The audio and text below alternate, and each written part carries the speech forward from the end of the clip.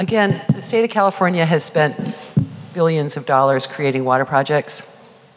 And these water projects are site-specific. So where we live, most of the good places to put reservoirs were developed 100 years ago. If you're in Santa Cruz County, you have one little dam. They taxed themselves. They built it themselves. It's silting up. So I wonder what is the strategy? What is the state's strategy for maintaining the existing reservoirs that we've already built? The numbers you put up make it seem the only possible thing we can do is build new dams.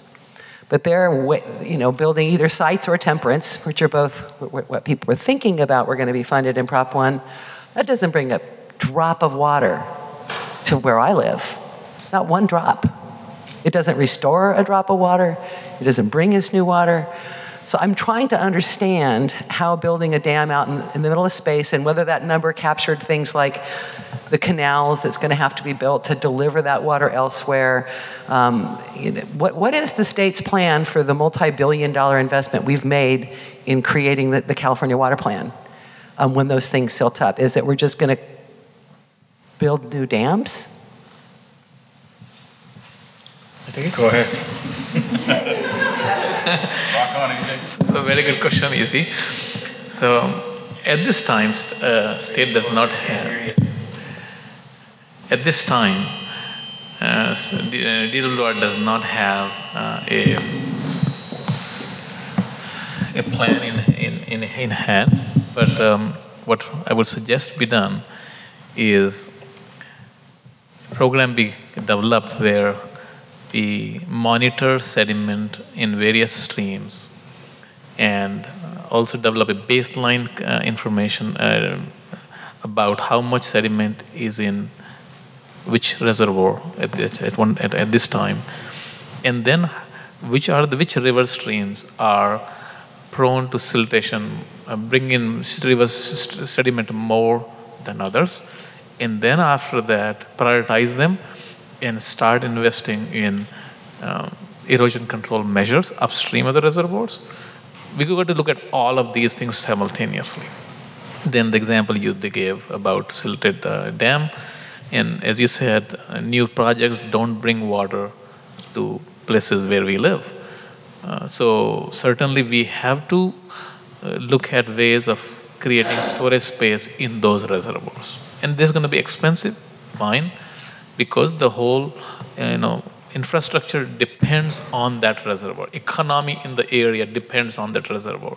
We have canals to take water to the irrigation areas. We have water treatment plants. We have pipelines. We have hydropower transmission line. Everything is in place because of that reservoir. So you cannot move that. We have highways, freeways, everything. So certainly we got to find ways of removing those sediments and invest in research, information gathering and research as to how these sediments could be removed. Or in some of the areas we might be able to enlarge these dams, but that requires a favorable topography. If you enlarge a dam, it starts inundating more areas. Now, is it possible to inundate that area that we're talking about? Or build a new dam downstream of this dam? So all of these things will have to be considered for each site. And certainly locals are the best to evaluate this, but there has to be a support, some kind of local assistance provided by the state. So that I would say would be a better arrangement.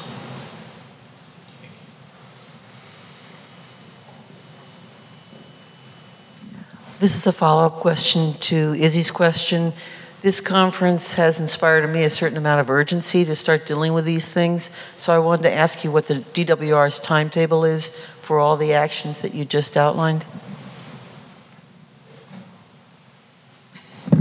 I'll try using this one. So, can you hear me? Mm-hmm. Yeah. So as far as the timetable is concerned, at this time, we don't have funding allocated to this effort.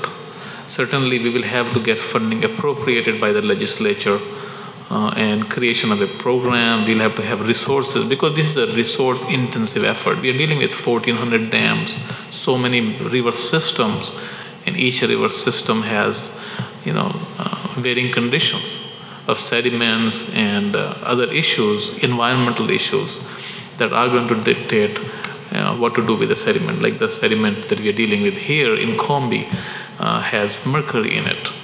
So every condition will be different. So my request is if you could have the legislatures direct, direct the department to look into it, and where the department will have to create a program, will have to have resources. So that's the way I would suggest we proceed. Question? Hi, I'm Elizabeth with Forest Green Associates. I have a question. Maybe, Alberto, it's best for you, although perhaps Rem also. But obviously, private industry is a partner in this, a really important key. But we've heard just a little bit about the challenges of the regulatory hurdles. And you mentioned that each mine is unique, Alberto, and does that make each regulatory process unique? And in that case, every time we do this, we have to, pioneer a new process in working with the board for water quality stuff, or is there a strategy there? You refer to just specifically Lake Combi? More in general. I mean, you outlined kind of the general process. Yep. But from a permit or regulatory perspective, is there a general process? Or is it, I know basically, but it seems like every time you do it, it's unique. Well, every time you do it, it's unique. And for river, reservoir, restoration for water, you can have the process and the umbrella of just mining. And then the entire flow sheet goes down into, the same scenario. You'll have a mining equipment, and then a mining equipment, a processing equipment, and then something to, clean the water. And so that's the whole process. But the permitting, usually a company like Tiker, could be a contractor to the owners of the reservoir, and and then we'll lay out exactly what method, how we're going to do it, what's the cost going to be, what we expect, and then the owners of the reservoirs have the final say. Yeah, go ahead, let's do it, and and the incentive would be to find very good quality of sand and gravel that will help pay for part of the job itself. If you end up finding gold, that's even a benefit. Even if you find mercury, also there's benefit in black sand. So when you go there, you go just as a contractor to do a job and trying to see if whatever you get out of the ground, then it can go against the cost. And as a contractor, the faster we work, the better it is. So, and save everybody's money.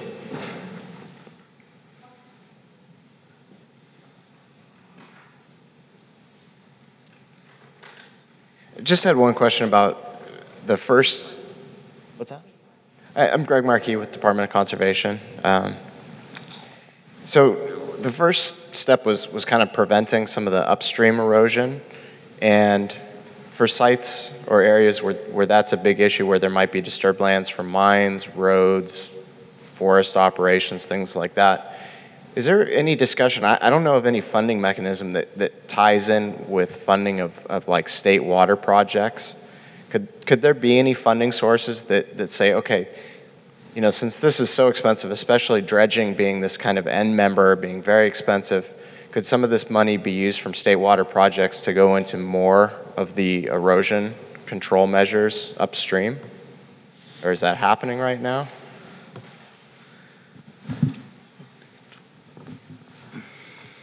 So I'll take a shot at that one. I think that even with like Prop 1 or Prop 84 money, definitely with some of the WIMP stuff that we've been trying to slowly but surely move into is trying to secure funds that will be used to make those improvements in the watershed and try to hold some of that sediment up there. I mean, clearly it's well, maybe not so clearly. It seems to me at this point that, as was mentioned by the panel, if we can hold that material at its source, it's innumerably cheaper and safer for everyone. And so I think that we can make a strong push, definitely at the grant level and talking to the state about this and saying, look, it can cost us $100,000 an acre foot to dredge it out of Combie and deal with all this material, or I could take $100,000 and go to the Emerald Pools mine and do remediation up in there, and there is completely a quid pro quo there. Completely. This material won't leave here, travel all the way down here, and end up down there. I think that completely makes sense. And so I think we're on track for trying to go after Prop 1 watershed money, definitely working with the Sierra Fund and with the Sierra Nevada Conservancy, and try to knit that into the watershed story for sure. My name is Bill Moeller. I'm an independent consultant, and I just had a general question for all of you. It would obviously be a win-win situation if it were economically feasible to process the sediment that's being deposited in the reservoirs from all of your standpoints. But also it seems to me clear that the most cost-effective solution is increase reservoir capacity by raising the dams, raising the spillway levels and so forth. And so specifically in the case of Combie and Rawlins, I'm sure NID has looked at that and balanced that, the cost of raising the dam and the impacts from that versus the cost of processing the material, which in order to be cost effective, they have to be a much, much bigger scale than what we're talking about in these pilot projects. I was just wondering what the economics of that look like. Well, Bill, as you've already mentioned, these are orders of magnitude. I mean, 10 factorial, 100 factorial to get you essentially from raising a dam. But these are things that we're looking at now. This is to Izzy's point. Part of our issue is that the facilities that we're talking about, everyone, the last major dams, I mean, other than Diamond Valley Lake in Southern California, those were built in the 60s. That's when it all ended. So we've been riding on that capacity. For NID, I can speak for us. We developed 162,000 acre feet of storage in 1966. That was on top of our 90,000+ acre feet. We have ridden on that storage for almost 50 years. It's sedimenting in, it's old, it's part of that infrastructure issue, but what we're not doing is we're not stopping development. We're not slowing down the population in the state. So absolutely, we need to look at the facilities we have and improving them and making them more efficient. But we don't have the resources right now to deal with a state that's at 38 million and expected to be 50 million shortly. We don't have it. It's just not there. But to answer the question, I think we have to look at, and maybe this does answer the question, but I'll try. We have to raise the dams at some point. The volume, certain ones can go up, certain ones we can't. There's just we're at the build limit. If we try to go any higher, we're gonna, we have to go around the valley to start making the pool bigger.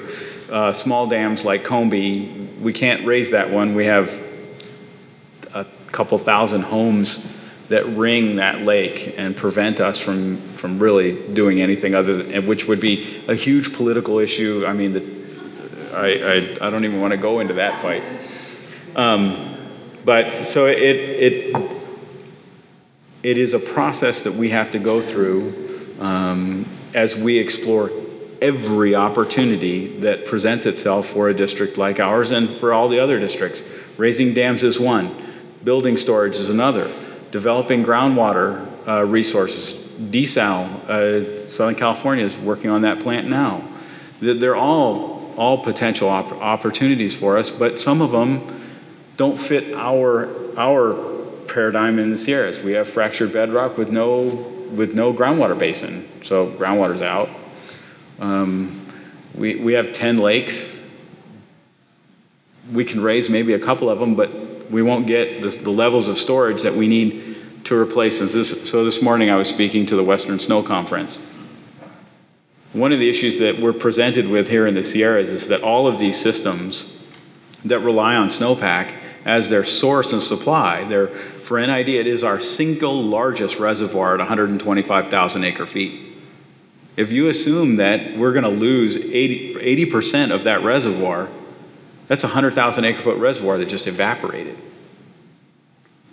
Where do I get that? How do I? There's no level of technology, no level of conservation that will put that back. I need to find a home for it. I need to build something. Raising dams, awesome.